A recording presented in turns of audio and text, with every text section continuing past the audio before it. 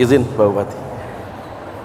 Assalamualaikum warahmatullahi wabarakatuh.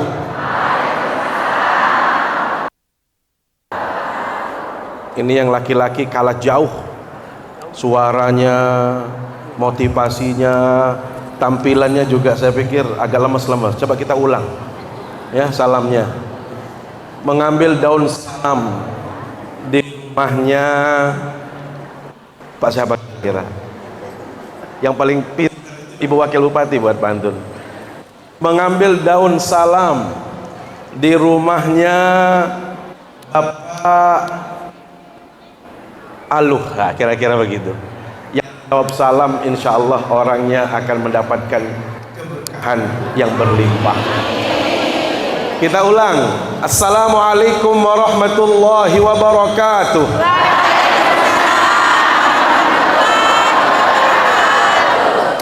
Alhamdulillah, wassalamu ala rasulillah wa ala alihi wa sahbihi wa man tabi'ahu ila yaumiddin, amma ba'du. Yang terhormat Bapak Bupati Kabupaten Sumbawa Barat Mukarram Haji Amar Nurmansyah ST MSI, selamat buat abang yang hari ini sudah berulang tahun yang ke-50. 28 Desember beliau berulang tahun, sehingga beliau tidak mau bercerita, tetapi kan semua orang tahu ibu ya sekarang ya. Beliau kapan lahirnya? 28, sehingga kalau dijumlahkan usia beliau masih muda sekali, 50 tahun. Alhamdulillah beliau tetap sehat walafiat. Yang kita hormati Ibu Wakil Bupati Kabupaten Sumbawa Barat Bunda Hajah Hanifah SPT MM Inop, dan saya tambahkan gelar beliau sekarang ini menjadi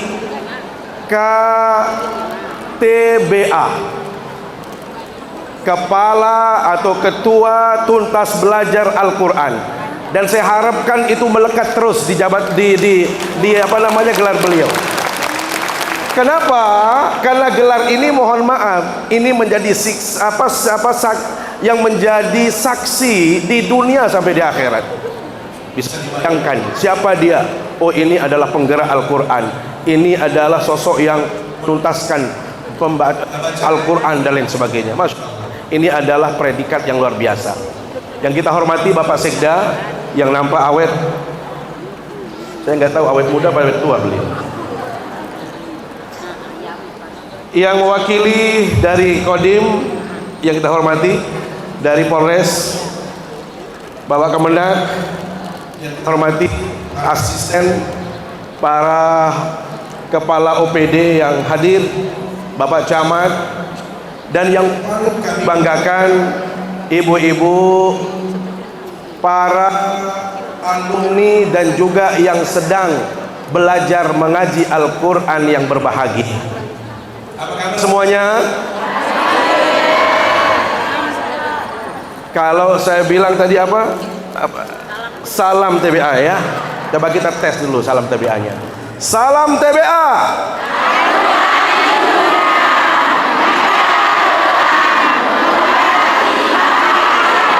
Luar biasa. Bapak Ibu, ini adalah anugerah yang sangat luar biasa. Seringkali kita membayangkan kalau nikmat itu berupa materi. Sering kita pahami kalau nikmat itu berupa uang. Ternyata saat ini kita semua masih dalam keadaan sehat walafiat. Itu adalah anugerah yang sangat besar yang Allah hadirkan kepada kita semua. Kita sehat, maka kita bisa beraktivitas. Kita sehat, maka kita bisa mengaji. Kita sehat, kita bisa hadir di majelis ilmu ini. Kita sehat, kita bisa melakukan apapun dalam kehidupan. Maka pandai-pandailah kita bersyukur Bapak Ibu yang dimuliakan Allah Subhanahu wa taala, karena sejatinya Allah terus menganugerahkan kenikmatan kepada kita. Maka jangan sampai kita tergolong orang-orang yang disebutkan di dalam Al-Quran termasuk orang yang tidak pandai bersyukur. Allah menjelaskan di dalam firman-Nya, Bismillahirrahmanirrahim, Innallaha ladzu fadlin 'alan nas walakinna aktsaran nasi la yashkurun. Sesungguhnya Allah Subhanahu wa taala memberikan karunia, memberikan nikmat, memberikan anugerah kepada semua manusia. Tetapi ingat kata Allah Subhanahu wa taala, kebanyakan manusia tidak pandai bersyukur kepada Allah Subhanahu wa taala. Maka mudah-mudahan yang hadir di majelis yang mulia ini tergolong orang-orang yang sedikit tetapi mereka pandai bersyukur kepada Allah Subhanahu wa taala. Sholawat serta salam selalu kita sampaikan ke hadapan baginda Rasulullah sallallahu alaihi wasallam. Jangan malas bersolawat. Jangan sampai kita tidak pernah mengeluarkan ucapan sholawat serta salam dari mulut yang Allah berikan kepada kita semua. Jangan sampai kita dalam harian ini tidak terlontar ucapan sholawat serta salam dalam diri kita. Karena itu ibu-ibu ini dimuliakan Allah SWT beserta bapak-bapak, kita coba hidupkan suasana dengan bersolawat atas baginda Rasulullah sallallahu alaihi wasallam. Saya berikan contoh, ibu bapak-bapak nanti mengikutinya. Ya Rabbi salli ala Muhammad. Coba. Ya Rabbi Ya Rabbi salli alaihi wa sallim.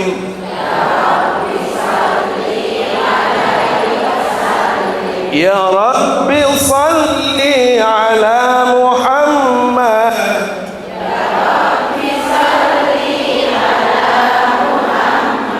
Ya Rabbi salli alaihi wa sallim. Kita ulang, kemudian nanti saya lanjutkan dengan bacaan yang lain. Ibu-ibu kembali dan bapak-bapak juga membaca yang tadi. Sama-sama. Ya Rabbi salli ala Muhammad.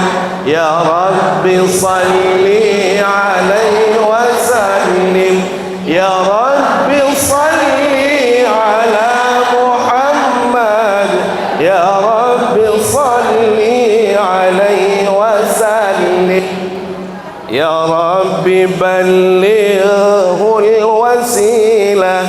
Ya Rabbi khussahu bil fadilah.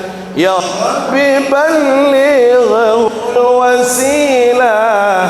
Ya Rabbi khussahu bil fadilah. Ya Rabbi salli ala Muhammad. Ya Rabbi salli alaihi wa sallim. Ya Rabbi salli ala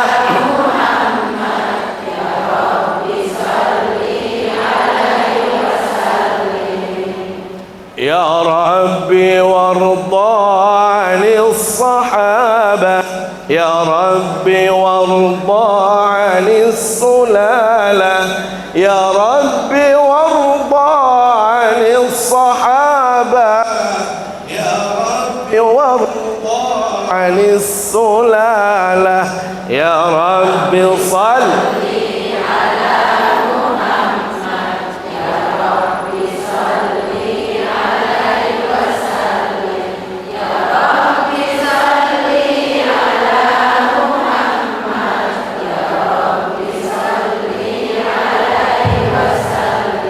Ya Rabbi warda 'anil masyayikh.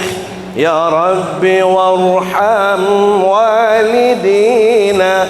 Ya Rabbi warda 'anil masyayikh. Ya Rabbi farham walidina. Ya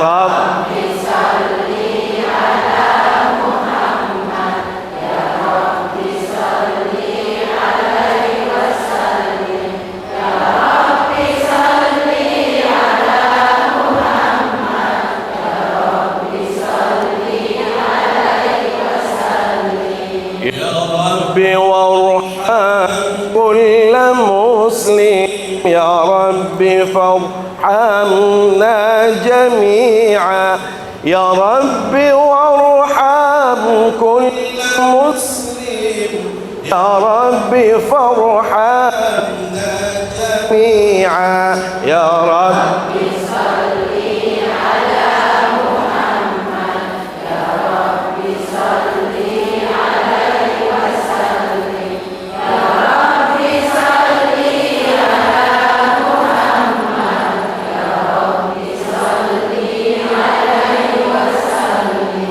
يا رب واستجب دعانا يا رب لا تقطع رجانا يا رب واستجب دعانا يا رب لا تقطع رجانا يا رب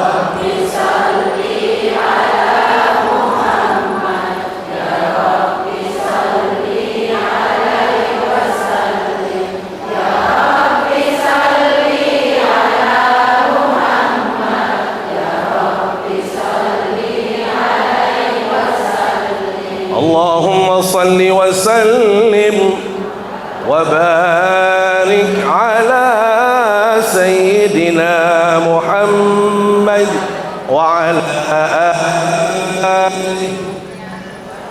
Rasanya senang, bahagia, tenang rasanya, masya Allah.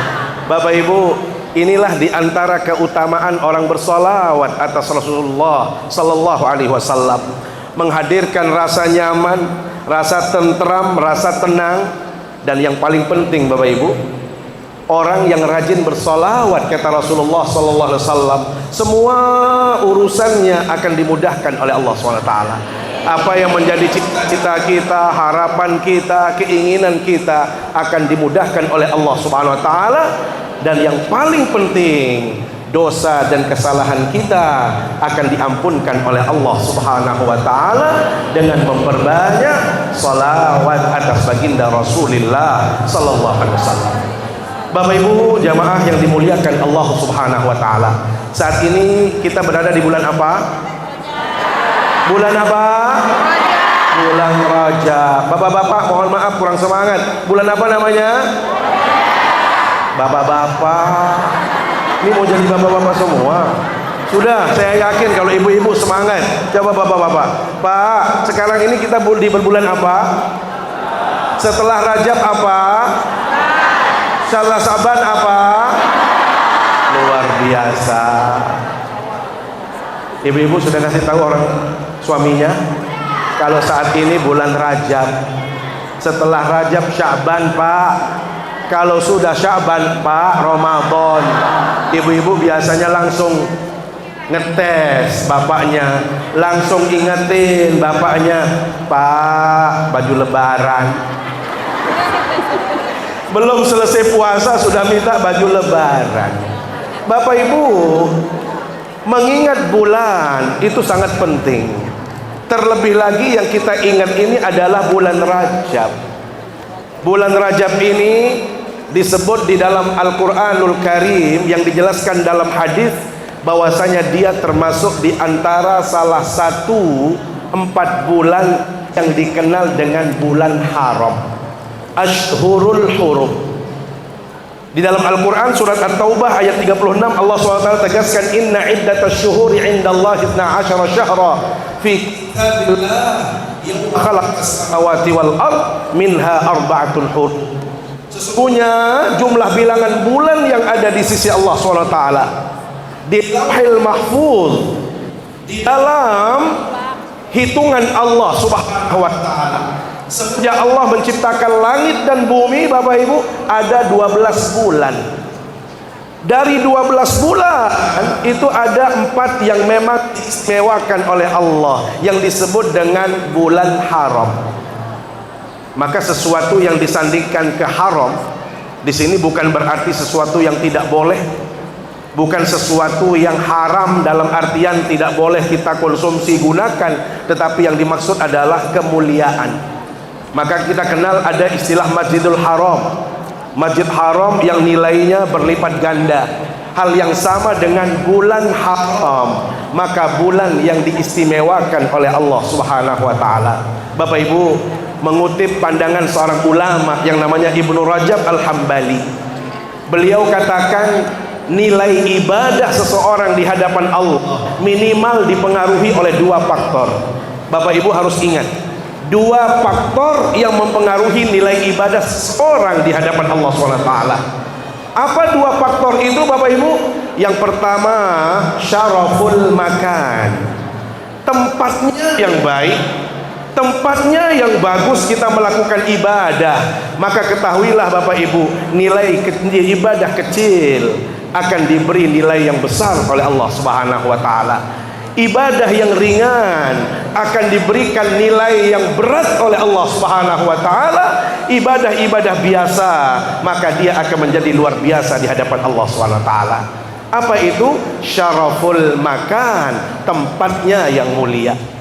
Yang kedua adalah syarafuz zaman, waktunya yang tepat, waktunya yang bagus, waktunya yang baik kita melakukan ibadah Bapak Ibu, maka nilai ibadah itu akan ditingkatkan oleh Allah Subhanahu wa taala. Pertanyaannya, mana yang disebut dengan syaraful makan dan apa yang disebut dengan syarafuz zaman?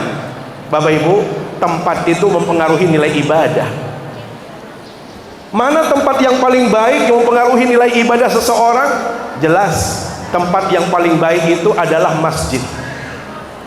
Rasul sallallahu alaihi wasallam pernah ditanya oleh para sahabat, "Ya Rasulullah, ayyul biqa'i khairun wa ayyul biqa'i syarrun?" Ya Rasulullah, mana tempat yang paling baik di muka bumi ini dan mana tempat yang tidak baik di muka bumi ini? Ibu-ibu, Rasul memberikan jawaban setelah beliau mendapatkan jawaban dari malaikat. Apa kata beliau? Tempat yang paling baik itu adalah masjid, dan tempat yang paling buruk itu adalah pasar. Mana yang paling baik? Yang paling buruk mana? Coba, siapa ibu-ibu yang jual di pasar? Siapa yang sering ke pasar? Bapak Ibu, mohon maaf, bukan berarti kita tidak boleh ke pasar. Kalau dibandingkan dua tempat ini memang jauh berbeda. Satu masjid, tempat mengaji, tempat sholat, tempat kita majelis taklim, tempat orang berzikir dan lain sebagainya. Tetapi kalau pasar, Bapak Ibu, cenderung di situ orang angkat suara berlebihan. Disitulah orang menebarkan kebohongan, banyak orang dusta, banyak orang memainkan timbangan. Benar apa tidak? Inilah yang menjadikan pasar itu kurang baik. Tetapi bukan berarti kita tidak boleh berbisnis di pasar. Justru kalau seseorang itu, ibu-ibu terutama yang berbisnis di pasar, berjualan di pasar, justru banyak kehidupannya di pasar. Bila mana dia jujur, bila mana dia amanah, maka orang-orang ini justru akan membersamai Rasulullah sallallahu alaihi wasallam dalam surganya Allah Subhanahu wa taala. Makanya disebutkan dalam hadis, at-tajir as-saduqul amin ma'an nabiyyin was-siddiqin wasyuhada was-salihin. Orang-orang yang berjualan, orang-orang yang berbisnis di pasar, dia jujur, dia amanah, dia baik, maka dia akan dikumpulkan bersama nabi, para orang-orang saleh dan orang-orang yang benar-benar tulus dan jujur dalam hidupnya. Jadi jangan khawatir ibu-ibu ya. Pasar itu bisa kita ke sana, tetapi jangan berlama-lama. Jangan sering-sering ke pasar kalau tidak ada keperluan. Ini kadang-kadang mohon maaf, pagi diam di pasar, sampai sore baru pulang. Ini yang tidak boleh. Kenapa? Pasar itu cenderung akan melalaikan kita, cenderung membuat kita melakukan hal-hal yang tidak baik. Inilah bedanya antara pasar dengan masjid. Termasuk bapak-bapak, mohon maaf, kalau dalam tradisi Arab, Bapak Ibu, bapak-bapak ya, yang sering berlanja itu laki-laki. Yang pergi ke pasar membeli kebutuhan dapur itu laki-laki. Saya nggak tahu di sini ada laki-laki yang pergi ke pasar apa enggak? Banyak. Pak, sekali-kali perlu ke pasar. Sekali-kali, tidak mesti harus tiap hari Pak. Sekali-kali, untuk apa? Supaya tahu harga hari ini, biar dia update berapa harga-harga kebutuhan yang ada di pasar hari ini. Kenapa? Karena laki-laki itu Bu, cenderung merasa sudah memberi dan dia tidak pernah tahu harga di pasar. Seolah-olah sudah banyak sekali dia berikan istrinya. Benar apa tidak? Sehingga kalau hari ini pergi ke pasar Bapak Ibu, katanya dengan MBG itu kita juga senang. Banyak anak-anak yang naik gizinya, bagus makannya. Tetapi satu sisi saat ini harga-harga menjadi naik. Sekilo ayam berapa sekarang Bu? Berapa? 40. Kalau cabai berapa? Berapa? Cabai berapa? 40 Pak, cabai saja sudah 40, 80 Pak. Jadi kalau Bapak ngasihnya 100 sehari itu nggak cukup. Benar apa tidak Pak? Kalau Bapak ngasih per hari 100 itu baru beli cabai doang. Pak Camat, berapa ngasihnya ke istri? Berapa? Kalau bapak-bapak ngasih hanya 100.000 sehari, mohon maaf, saya juga orang tua. Sekarang anak kita masih kecil-kecil. Tadi Pak Bupati juga beliau menyampaikan anak beliau, anak-anak Bapak Ibu mau sekolah itu, kalau ini 5 anaknya Bu, masih menang saya sama Bupati. 5 itu Bapak Ibu, 2 di pondok, 3 yang di MI ya, 2 di MI, 1 masih kecil. Itu kalau berangkat Ma 10.000 satu sepagi itu, kadang-kadang dia minta 15. Pulang itu bukannya berhenti atau bukannya berarti dia nggak minta, minta lagi. Ada es krim lewat minta, pentol lewat minta. Pokoknya semua anak-anak itu nggak ada liburnya Pak. Maka sebenarnya tepat agama mengatakan kalau laki-laki itu ingin berkah hidupnya, ingin banyak dapat pahala, jangan perhitungan kalau ngasih istri. Ini khusus Pak Camat ini. Mohon maaf Pak Camat. Rasul Shallallahu Alaihi Wasallam menyatakan begini, 1 dinar seseorang itu kasih kepada orang miskin, 1 dinar yang sama dia kasih untuk orang berjihad di jalan Allah, 1 dinar yang sama dia kasih untuk orang yang memerdekakan budak hamba sahaya, dan 1 dinar yang sama dia kasih untuk istrinya. Rasul katakan apa? Yang paling besar pahalanya itu adalah yang 1 dinar yang dia kasih istrinya. Cocok Bu? Pak, bagaimana Pak? Setuju? Makanya ibu-ibu, mohon maaf ibu-ibu, jangan bilang minta uang sama suami. Coba sekarang luruskan cara mintanya. Pak, minta pahalanya dong. Kalau bapak-bapak menyebut pahala, biasanya sudah nggak pikir lagi, nggak perhitungan. Insya Allah dia akan ngasih berapapun yang dia punya. Ya Pak ya. Jadi subhanallah, inilah berkahnya kalau kita bersedekah, kita membantu atau kita memberi kepada istri. Bapak Ibu yang dimuliakan Allah Subhanahu wa taala, kembali kepada masjid. Masjid sebagai tempat terbaik, Pak Bupati, maka Rasul SAW katakan, siapapun yang berinteraksi dengan masjid, siapapun yang menghubungkan dirinya dengan masjid, pasti dia dimuliakan oleh Allah Subhanahu wa taala. Ibu-ibu, saya ulang, masjid itu adalah tempat paling mulia, tempat yang paling baik di muka bumi. Maka siapapun yang menghubungkan dirinya, siapapun yang ada relasinya dengan masjid, maka dia pasti dimuliakan oleh Allah Subhanahu wa taala. Pertanyaannya Bapak Ibu, bagaimana cara kita memuliakan masjid? Bagaimana cara kita berinteraksi dengan masjid? 1, kalau belum ada masjid, ya tentu kita harus bangun masjid. Kita harus mengadakan masjid. Maka masjid ini adalah merupakan tempat yang paling baik, maka orang yang membangun masjid, orang yang menginisiasi pembangunan masjid, itu dijanjikan oleh Rasul sallallahu alaihi wasallam, banallahu lahu baitan fil jannah, orang itu akan dibangunkan surga khusus, istana khusus, rumah spesial di dalam surga. Kenapa dia diberikan rumah spesial? Karena dia membangun masjid. Maka Bapak Ibu yang dimuliakan Allah SWT, termasuk masjid yang tempat kita berada saat ini, siapapun yang berkontribusi, siapapun yang memberi bantuan ke masjid, berapapun nominalnya, Rasul sallallahu alaihi wasallam katakan, ittaqun nara walau bisyikki tamratin, tutup celah api neraka walaupun dengan sepotong biji kurma. Berapa? Sepotong. Tahu sepotong, Bu?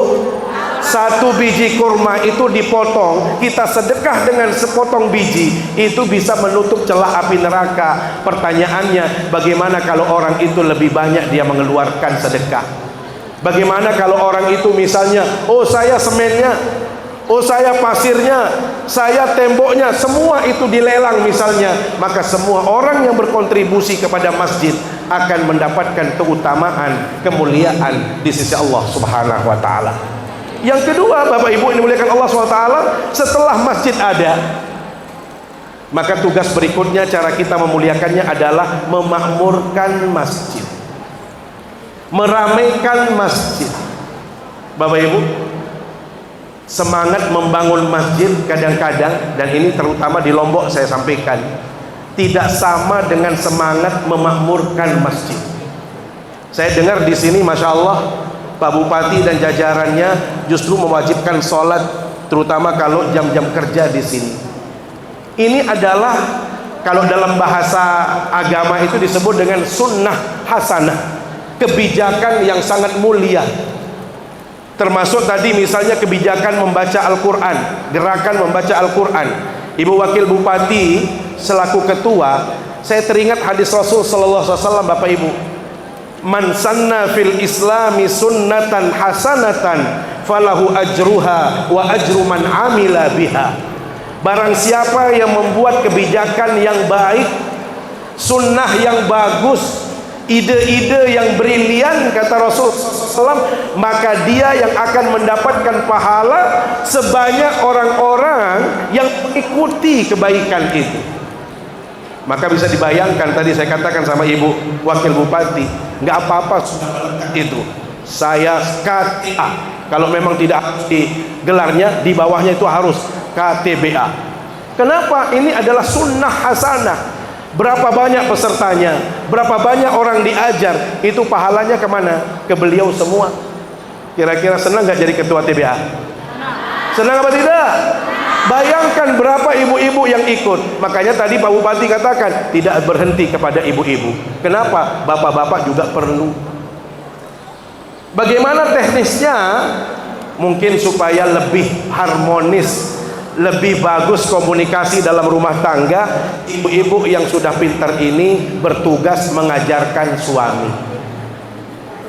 Kira-kira bisa apa tidak? Pak, mau diajar oleh istri apa tidak? Subhanallah Bapak Ibu, orang berpikir membangun rumah tangga bahagia itu selalu diasosiasikan harus punya ini, harus punya harta sekian, harus punya mewah. Kalau dalam pandangan kami, Pak Polisi ya, yang krisis dalam rumah tangga kita saat ini adalah komunikasi. Komunikasi itu kan dibangun dari hal-hal yang ringan, Bapak Ibu. Saya kemarin menyampaikan, coba gerakan sholat berjamaah. Kenapa tidak misalnya kalau sudah tua-tua ya, atau memang sudah punya cucu dan lain sebagainya, kenapa bapak-bapak nggak mengajak istrinya, yo ma kita jalan ke masjid berduaan, bergandengan ke masjid. Kapan lagi kita harus mesra? Coba ibu-ibu ingat, kapan terakhir mesra sama suaminya? Yang gandengan gitu, yang jalan bareng gitu, masih ingat? Mungkin awal-awal kita menikah saja, sehingga perlu di usia senja seperti ini bapak-bapak ajak istrinya, yuk istriku kita ke masjid bareng. Termasuk mohon maaf mengajarkan suami atau suami mengajarkan istri, itu adalah sesuatu yang sangat biasa. Saya teringat Bapak Ibu, Rasul Shallallahu Alaihi Wasallam memberikan jalan yang sangat mulia, ringan, praktis, dan sangat bisa kita lakukan. Apa contohnya Bapak Ibu? Rasul katakan dalam hadis, rahimallahu rajulan, Allah memberikan kasih sayang kepada laki-laki yang bila mana malam harinya dia bangun dari tidurnya untuk sholat malam, selesai sholat dia bangunkan istrinya. Begitu dibangunkan istrinya, karena capek istrinya bekerja seharian tidak mau bangun, dia kembali ke dapur ibu-ibu, mengambil apa? Sedikit air. Kemudian dia bawa ke hadapan istrinya sambil dia percikkan air itu. Istriku saya terus dia seperti itu. Bu, kira kami begitu cara bangunnya, senang apa tidak? Pertanyaannya, ada laki-laki yang seperti itu? Ada. Berarti besok harus diterapkan. Sebaliknya kata Rasul Sallallahu Alaihi Wasallam, Allah akan menyayangi perempuan itu dikala malam hari setelah dia tidur dia bangun, kemudian dia sholat malam. Selesai sholat malam dia datangi tempat tidur suaminya. Pak, bangun dong sayang. Tidak bisa bangun. Dia balik ke dapur Bapak Ibu. Dia ambil sedikit air, dia percikkan di wajah suaminya. Halo papa, bangun dong sayang yuk. Pak, kalau digituin oleh istri senang apa tidak? Mau apa tidak? Kalau bapak nggak mau dosa. Kalau bapak-bapak kan, apalagi marah, itu dosa. Kenapa? Ini tuntunan Rasulullah SAW. Bapak Ibu, apa tujuannya? Supaya tercipta komunikasi dalam rumah tangga. Makanya mohon maaf, mumpung kita ini sudah dewasa semua, salah satu cara yang dicontohkan oleh Rasul untuk membangun rumah tangga bahagia Bapak Ibu, beliau, istri-istri beliau selalu berkata, saya kalau sama Rasulullah itu selalu mandi bareng. Saya sama Rasulullah, kata istri beliau, selalu mandi bareng. Sehingga kami rebutan yang namanya cedokan. Ya Rasul, bagaimana manjanya si Rasul sama istri-istri beliau. Ya Rasul, jangan habisin air dong. Iya Rasul, jangan, saya juga mau. Ya Allah, pertanyaannya ibu-ibu, ada yang seperti itu? Bapak-bapak mandi bareng. Hadis ini Bapak Ibu selalu ditempatkan di bab mencucikan diri atau menghilangkan najis. Selalu ini yang disampaikan. Lupa kalau ini adalah cara baginda Nabi Sallallahu Alaihi Wasallam untuk membangun rumah tangga. Bapak Ibu, karena itu sesekali ajak istrinya ke masjid, atau suami mohon maaf karena istrinya sudah lulus TBA, maka sekarang Pak, yuk kita ngaji, yuk kita baca Al-Quran. Masya Allah, kalau suami-suami bisa baca Al-Quran, istri justru paling mulia dan akan mendapatkan pahala yang berlimpah. Kenapa? Karena tugas mengajarkan Al-Quran itu sebenarnya adalah tugas suami. Tugas siapa? Miswah. Tugas suami itu memastikan istrinya bisa ibadah dengan baik, bisa menjalankan agama dengan baik, dan juga bisa mengaji. Karena itu gerakan bapak-bapak yang diajarkan oleh ibu perlu kita hadirkan, perlu kita terapkan, sehingga insya Allah TBA ini akan menjadi role model. Saya sampaikan ke Pak Bupati tadi, kebetulan saya mendapat amanah menjadi ketua LPTQ provinsi. Saya ingin menyampaikan ke Pak Gubernur, karena kami yakin banyak titik-titik tempat di Pemda, di provinsi, yang di situ banyak saudara-saudara kita yang belum bisa baca Al-Quran, dan kami nanti insya Allah akan belajar ke Pemda KSB bagaimana cara menerapkannya. Bapak Ibu yang dimuliakan Allah SWT, berinteraksi dengan masjid, membangun masjid, memakmurkan masjid, dan yang terakhir Bapak Ibu, menjaga masjid, membersihkan masjid. Ibu-ibu, jangan hanya rumah kita yang bersih. Ini rumahnya berhadapan dengan masjid. rumahnya 3 kali dipel sehari. Masjid kok di situ tai ayamnya banyak, debunya banyak, kotoran banyak. Nggak ada yang berinisiatif untuk membersihkan masjid. Padahal Bapak Ibu, Rasul Shallallahu Alaihi Wasallam pernah kecewa. Ada seorang laki-laki atau perempuan dalam riwayat, pekerjaannya itu hanya menyapu masjid Bapak Ibu. Setiap hari menyapu masjid. Begitu orang ini meninggal, apa kata sahabat? Dah, kita makamkan saja orang ini. Kenapa? Orangnya hanya tukang sapu, nggak perlu nunggu-nunggu yang lain. Apalagi Rasulullah itu sibuk. Jangan kasih tahu Rasulullah, sudah kita kuburkan saja, kita makamkan.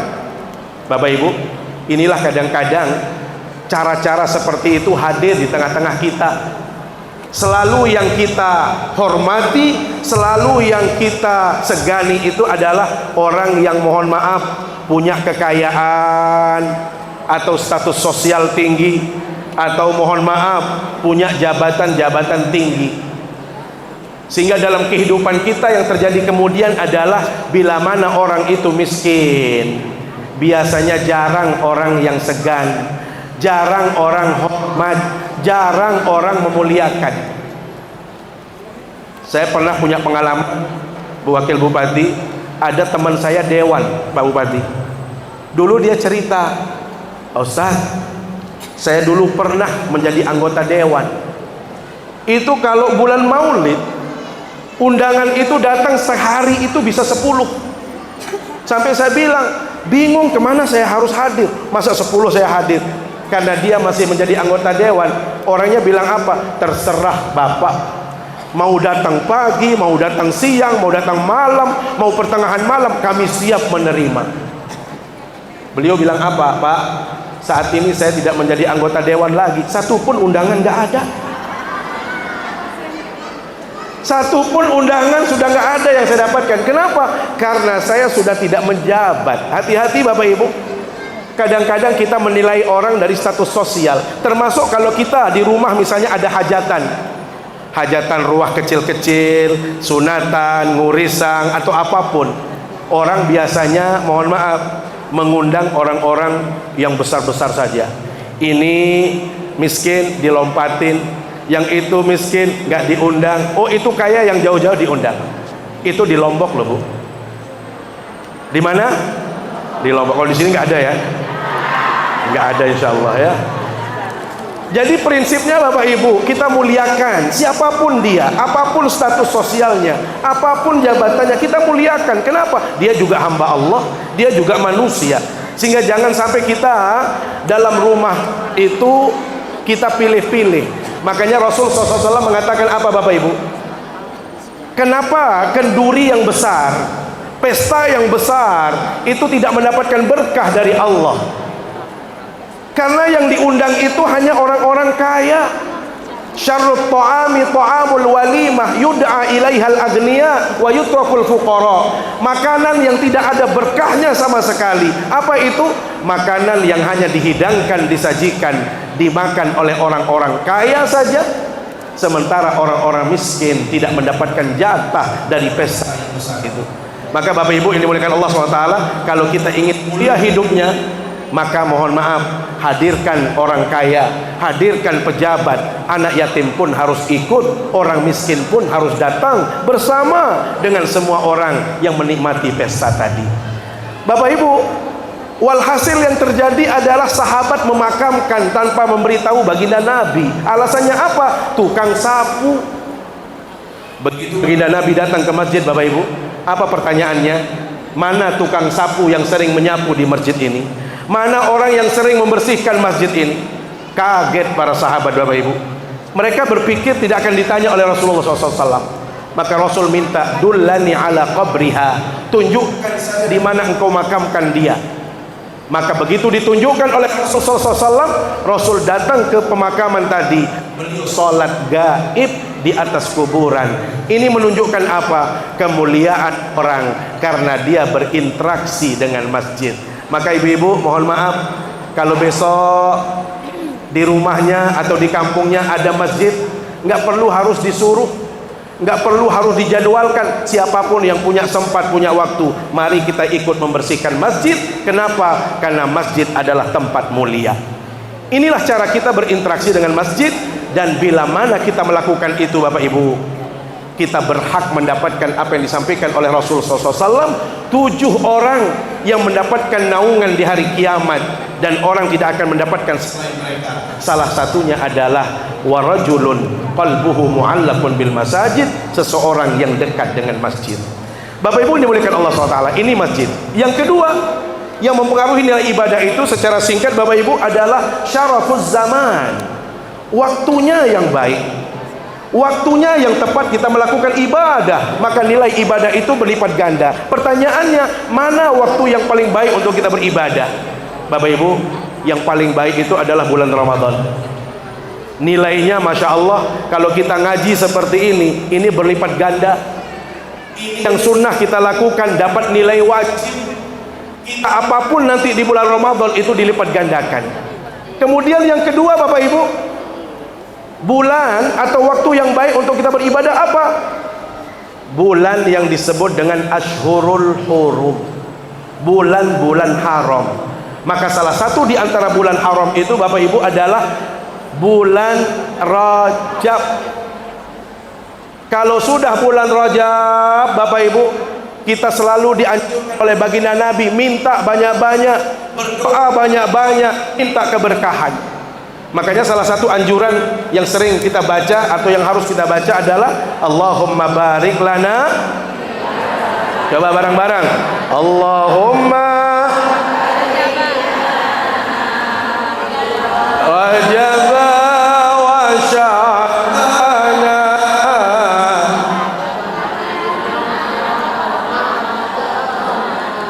wa ballighna. Ulang, Allahumma barik lana fi Rajab wa Sya'bana. Allahumma barik lana fi Rajab wa Sya'bana wa ballighna Ramadana wa ballighna Ramadana. Ya Allah, ya Tuhan kami, berkahi kami di Rajab dan Sya'ban. Ya Allah, ya Tuhan kami, berkahi kami di Rajab dan Sya'ban. Sampaikan kami bulan Ramadan, sampaikan kami bulan Ramadan. Masya Allah, barik lana, ya Allah, anugerahkan kami keberkahan. Apa arti berkah, Bapak Ibu? Berkah itu adalah subutul khairil ilahi fisyai, selalu hadir kebaikan dalam sesuatu itu. Apapun yang kita lakukan, kalau berkah maka ada kebaikan. Anak yang berkah, anak yang saleh. Keluarga yang berkah, keluarga yang baik-baik. Makanan yang berkah, makanan yang baik. Makanya kita minta di hadapan Allah itu, Bapak Ibu, bukan banyaknya rezeki, bukan melimpahnya rezeki, tetapi yang kita minta adalah wabarakatan. Allahumma inna nas'aluka salamatan fid din wa afiatan fil jasad wa ziyadatan fil ilmi wa barakatan. Jadi berkah itu artinya selalu kebaikan itu hadir. Sehingga mohon maaf kalaupun rezeki kita sedikit, cukup. Jadi jangan seperti orang yang minta banyak, dikala dikasih banyak oleh suaminya senyum-senyum terus ibu-ibunya, senang, bahkan belum waktunya minum kopi pun sudah dibuatin. Ya Pak ya, kenapa? Karena ngasihnya banyak, tetapi banyak belum tentu berkah. Maka kalau yang namanya berkah yang kita minta, sedikit rezeki itu pun cukup. Kecil rezeki itu juga menyenangkan. Kenapa? Kita minta berkah. Maka bulan Rajab ini Bapak Ibu, kita minta berkah.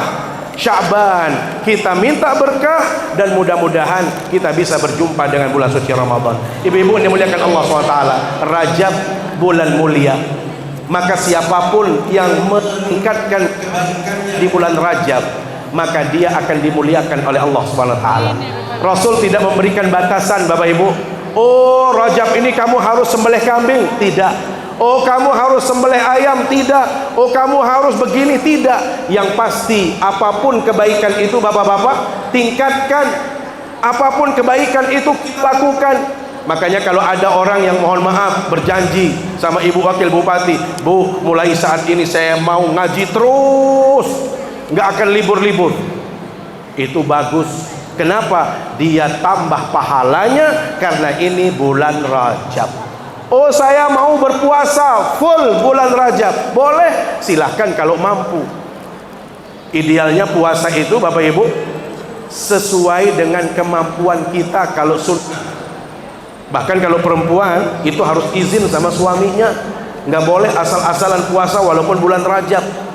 Pernah suatu ketika seorang sahabat puasanya itu setiap hari Bapak Ibu, namanya Abu Darda. Abu Darda sampai-sampai kedatangan teman spesialnya, sahabat yang paling dekat yang namanya Salman Al-Farisi. Beliau lagi puasa. Maka begitu disuguhkan oleh Abu Darda, beliau yang masakkan makanan kesukaannya dihidangkan, yuk makan. Tamunya yang namanya Salman tidak mau menyantapnya. Kenapa? Tuan rumahnya masih puasa. Saya nggak akan menyantapnya kalau Anda masih puasa. Maka beliau Abu Darda karena memang diminta oleh tamunya untuk tidak berpuasa, barulah berpuasa. Bapak Ibu, maka Rasul SAW katakan apa? Ketahuilah, semua kita punya hak. Badan ini punya hak, anak-anak punya hak, suami punya hak, istri juga punya hak. Maka semua kita harus menghadirkan haknya masing-masing, termasuk puasa. Jangan sampai membebani diri kita. Ada orang yang mohon maaf mengatakan saya mau bersedekah saja, silahkan. Apapun ibu-ibu, ini bulan bagus, ini bulan yang luar biasa, maka mari kita tingkatkan. Apalagi saat ini ibu-ibu, kita berada di penghujung tahun. Saya pikir tepat kiranya kalau di momen ini kita harus menjadi orang cerdas semua. Siap menjadi orang cerdas? Bapak-bapak, siap menjadi orang cerdas? Apa kata Rasul SAW? Bapak Ibu, dua syaratnya menjadi orang cerdas. Termasuk dua tandanya orang itu, kalau dalam bahasanya Rocky Gerung itu apa? Apa beliau bilang? Kalau orang cerdas lawannya apa? Orang dungu. Orang cerdas itu karena Rasul SAW, coba dicatat Bapak Ibu. Satu, mandana nafsahu wa amila lima ba'dal maut. Orang yang cerdas adalah mereka yang selalu menghitung-hitung dirinya, menimbang-nimbang dirinya, berapa kebaikan yang sudah dia lakukan, bagaimana bacaan Al-Qur'annya, berapa rajin dia datang ke gurunya, ke mentornya, berapa bagus tahsinnya, berapa banyak sholatnya, berapa, semua itu harus kita timbang. Bu, jangan hanya berat badan saja yang ditimbang. Ini sedikit berat badan. Ini amal kita harus ditimbang. Kenapa? Kalau kita tahu diri kita, oh saya minus di sini, saya kurang di sini, maka kita segera mengambil jalan yang pintas atau mungkin ibadah-ibadah yang tepat untuk kita menebus kekurangan kita. Bu, Pak, kita ini diciptakan untuk ibadah. Kita ini diciptakan untuk ibadah. Ibadah itu bukan hanya salat. Salat ibadah, puasa ibadah, bekerja ibadah, berbuat baik kepada suami, berbuat baik kepada anak istri, luas. Tetapi pertanyaannya, Bapak Ibu, kapan kita ibadah yang benar-benar serius di hadapan Allah Subhanahu wa taala? Kapan kita benar-benar tulus ibadah? Coba salatnya saja. Mari kita coba refleksikan diri kita, evaluasi diri kita. Bu, dulu kecil kita rajin ibadah apa tidak? Pak, waktu masih kecil dulu kita rajin sholat apa tidak? Saya pikir sama, saya juga nggak rajin kok.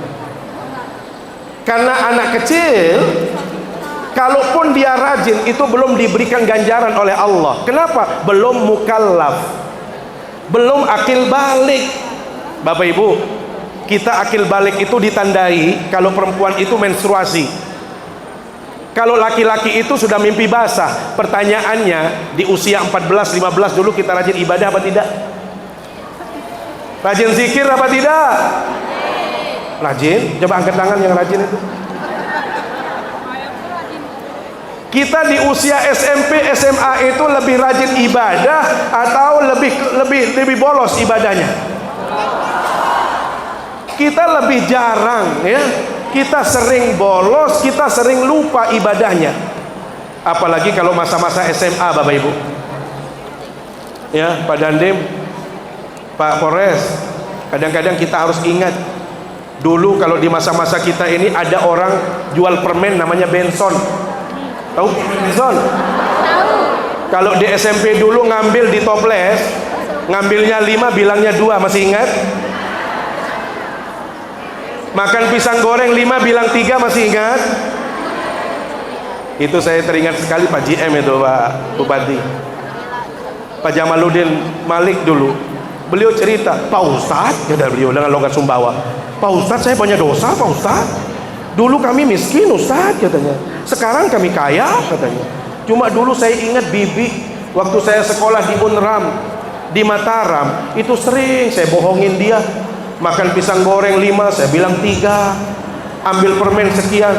Sekarang saya bingung Ustadz, saya kaya, gimana cara membalas kebaikan itu? Bagaimana cara saya menebus kekurangan saya itu? Maka saya bilang apa? Sedekah banyak-banyak. Cari keluarganya kalau ada, kalau nggak ada sedekahkan. Ini saya sedekahkan untuk bibi kos saya atau bibi yang jualan di depan asrama saya. Itulah caranya Bapak Ibu. Artinya apa?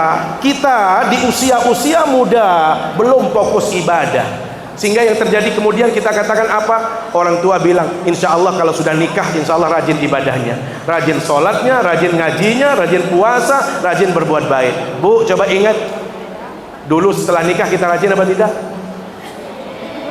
Rajin ya, berarti solehah semua. Bapak-bapak, begitu kita sudah menikah, rajin ke masjid apa tidak? Mulai kita pusing Bapak Ibu. Ternyata anak sudah mau lahir, beli pempas belum beli ini, belum itu. Hujan angin kita cari uang. Hampir tidak ada ruang untuk kita zikir yang banyak. Hampir tidak ada ruang untuk kita khusyuk dalam ibadah. Terus semakin besar anak kita belum fokus ibadah. Walhasil kita bilang apa Bapak Ibu? Besok anak-anak ini sudah besar, mereka sudah nikah Bu, kita akan ganti kelemahan kita dulu masih muda. Kita pergi ke masjid bareng, kita akan belajar ngaji dan lain sebagainya. Bapak Ibu, ternyata setelah anak-anak menikah, pinternya anak sekarang, begitu punya anak dia datang ke rumah, Pak Bu, ini bayi cucu ibu, ini cucu bapak, tolong dijaga, tolong dirawat, tolong, kami mau pergi kerja, kami pergi cari rezeki. Masya Allah, kita sudah berpikir usia tua itu kita ingin fokus ibadah Bapak Ibu. Ternyata masih kita disibukkan oleh siapa? Cucu. Sampai kita mau meninggal dunia, belum banyak zikir kita, belum banyak ngaji kita, belum bagus sholat kita. Kenapa? Yang tadinya kita berpikir selesai sholat, Assalamualaikum, Assalamualaikum, tasbih kita panjang, zikir yang banyak, ternyata cucu yang nangis. Cucu bilang papu, papu. Walhasil karena kita senang sekali jadi papu, senang kita jadi kakek nenek, lupa diri kita bahwasanya kita sudah tua. Maka Bapak Ibu yang dimuliakan Allah SWT, ini adalah momen menjadi orang cerdas. Orang cerdas selalu mengevaluasi diri. Dan yang kedua ibu-ibu, orang cerdas wa amila lima ba'dal maut, selalu berbuat yang baik, mempersiapkan bekal untuk menghadapi yang namanya kematian. Makanya jangan menjadi orang ceroboh, jangan menjadi orang yang bodoh, orang yang dungu. Siapa yang dungu itu kata Rasul SAW, dua tandanya. Cerdas itu dua tandanya, bodoh atau dungu itu dua. Siapa yang dua itu? Yang pertama, manittaba hawahu, orang yang bodoh itu kata Rasul adalah orang yang selalu memperturutkan keinginan hawa nafsunya, sehingga apa yang diinginkan hawa nafsunya dia turuti. Sampai-sampai mohon maaf dia ingin punya harta yang banyak, harta yang berlimpah, lupa sholatnya, lupa ngajinya, lupa berbuat baik, lupa silaturahim dan lain sebagainya. Kenapa? Dia sibuk hanya mencari rezeki saja. Yang kedua, orang yang dungu kata Rasulullah SAW adalah tamanna 'ala Allahil amani, orang yang hanya maunya angan-angan saja. Cita-cita tinggi tetapi tidak ada bukti. Konon mau pinter ngaji. Oh, mau pinter ngaji apa tidak? Mau bagus bacaannya apa tidak? Bapak Ibu, subhanallah, iqra'ul Qur'an kata Rasul, fa innahu ya'ti yaumal qiyamati syafi'an li ashabi. Baca Al-Qur'an. Baca olehmu Al-Quran kata Rasul. Kenapa? Karena besok di hari kiamat Al-Quran itu akan datang memberi syafaat kepada siapa? Mereka yang membacanya. Makanya kalau baca Al-Quran itu Bapak Ibu nggak ada ruginya. Sampai Rasul Sallallahu Alaihi Wasallam memberikan gambaran, jangan menjadikan rumah tangga Anda seperti kuburan. Yang pernah ke Mataram tahu kuburan Cina? Tahu ya, kalau ke arah Senggigi itu ada kuburan, di Ampenan itu kuburan Cina. Orang Cina itu semakin kaya semakin mahal kuburannya.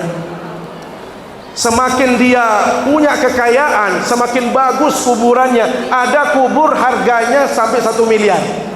Bisa dibayangkan mahal apa tidak?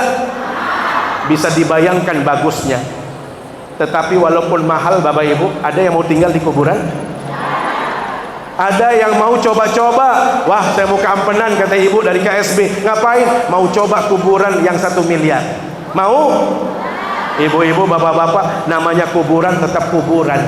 Ternyata Rasul katakan apa? Rumah yang sepi dari bacaan Al-Quran, rumah yang tidak pernah keluar dari mulut orang yang ada di situ bacaan-bacaan Al-Quran, maka rumah itu seperti kuburan.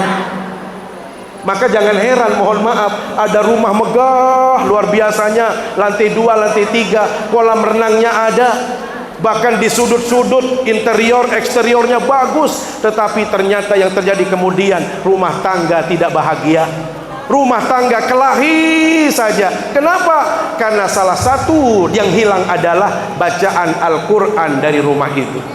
Bu, saya paling senang kalau diundang resepsi pernikahan Pak Bupati. Kenapa? Begitu masuk di tempat pernikahan, apakah di hotel atau di gedung, Bapak Ibu, yang saya lihat itu adalah foto-foto free wedding. Ada free weddingnya sedang ngaji, Bu. Masya Allah, suaminya lagi bawa penunjuk itu. Istrinya lagi buka Al-Quran. Kira-kira bagus nggak rupanya? Senang apa tidak? Senang lihatnya. Ada lagi yang free weddingnya itu lagi sholat berjamaah. Bapak Ibu, sayang 1000 sayang, itu hanya terjadi di foto saja. Itu hanya terpampang di pre-wedding semata Bapak Ibu. Nyatanya tidak ada yang baca Quran, nggak ada yang menghiasi rumah dengan Al-Quran. Anak tidak ada yang baca Quran, ibu tidak ada yang baca Quran, bapak juga demikian, sepi. Maka Rasul katakan ini rumah mayit, rumah yang mati, rumah yang tidak akan nyaman kita tinggal di situ. Ibu ini dimuliakan Allah SWT, tepat Pak Bupati, Wakil Bupati membuat program KSB mengaji tadi apa? Tuntas baca Al-Quran. Masya Allah, ini luar biasa. Saya harus merinding menyebutkan, bersaksi, orang yang membuat kebijakan seperti ini wajib ditolong oleh Al-Quran, dan wajib orang-orang yang mengaji ini memberikan pahala. Pahalanya akan mengalir terus kepada orang-orang yang bergerak kepada Al-Quran. Maka Bapak Ibu yang dimuliakan Allah SWT, jangan pernah jauh dari Al-Quran. Ini adalah kesempatan, apalagi bulan Rajab. Jadilah kita cerdas. Akhir tahun lagi, mari kita membuka lembaran-lembaran berikutnya dengan kebaikan-kebaikan. Jangan terpesona dengan dunia Bapak Ibu. Saya teringat ini terakhir ya, Ingat ini saya terakhir. Coba nanti dibaca surat Fatir ayat 5, di situ Allah SWT tegaskan, ya ayyuhan nas inna wa'dallahi haq fala tagurrannakumul hayatud dunya wala yagurrannakum billahil gharur. Wahai manusia, kata Allah SWT, janji Allah itu pasti. Saya ingin bertanya Bapak Ibu, percaya dengan janji Allah apa tidak? Kalau janji Allah pasti apa tidak? Tidak mungkin meleset. Tidak mungkin Allah akan mendustakan apa yang Allah sebutkan. Kalau Allah berjanji, pasti menepati janjinya. Makanya janji Allah itu pasti. Bayangkan ibu-ibu baca satu huruf Al-Quran, berapa pahalanya? 10. Kalau kita baca Alif Lam Mim, berapa dapatnya? 30. Mau bisnis apa lagi kalau kita bisa mau mendapatkan pahala yang banyak? Nggak ada. Hanya membaca Alif Lam Mim sudah 30 pahala. Maka Bapak Ibu dimuliakan Allah SWT, ini janji Allah yang pasti. Jangan sampai karena kita hidup di dunia terlena dengan kehidupan ini, lupa kita kepada Allah, lupa sholatnya, lupa zikirnya, lupa berbuat baik kepada tetangga. Termasuk jangan sampai kita tertipu daya oleh rayuan setan. Saya ingin tadi Bapak Ibu, saya ingin buat nasyid, dan ini sudah dinasyidkan, lagu ini sudah menjadi nasyid. Makanya walaupun di masjid saya mengatakan boleh kita lakukan, karena ini adalah nasyid yang diambil dari Al-Quran. Ya ayyuhan nas, wahai manusia, inna wa'dallahi haq, janji Allah itu pasti. Fala tagurrannakumul hayatud dunya, jangan sampai engkau lalai, silau dengan dunia ini, dan jangan kita tertipu daya oleh setan. Saya yakin ibu-ibu tahu semua lagunya, apalagi Pak Kapolres ya, yang mewakili. Wahai manusia, ya ayyuhan nas, ya, wahai manusia, jangan engkau tertipu daya oleh dunia yang fana.